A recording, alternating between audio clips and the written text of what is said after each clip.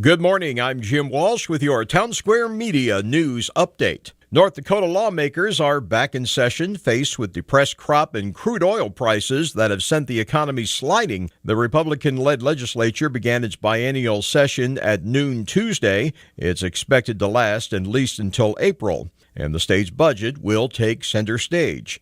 Newly elected Governor Burgum has promised to forego a salary as an example of the cuts needed to gain control of what he has called runaway state spending. State spending rose more than $8 billion in the past decade. A Navy SEAL from North Dakota died last week in a kayak accident off the Virginia coast. The Virginian Pilot newspaper reports Petty Officer First Class Devin Gruby was recovered by the Coast Guard Wednesday and taken to a hospital where he succumbed to his injuries.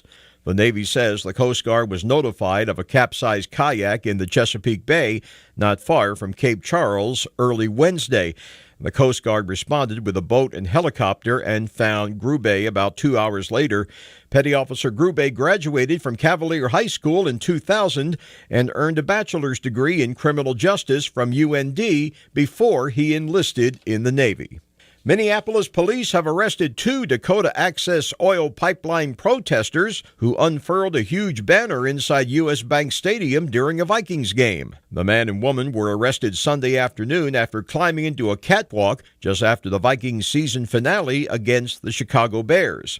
A police spokesman says the pair was seen by medical staff but declined treatment. He says they'll be booked into the county jail for trespassing. The banner calls for the Minneapolis-based U.S. Bank to divest from the Dakota Access Pipeline. Your forecast, breezy and cold today, high near 0. Very cold tonight, low of -14. For Wednesday, partly sunny and a high of 5 below. And that's your Town Square Media News Update.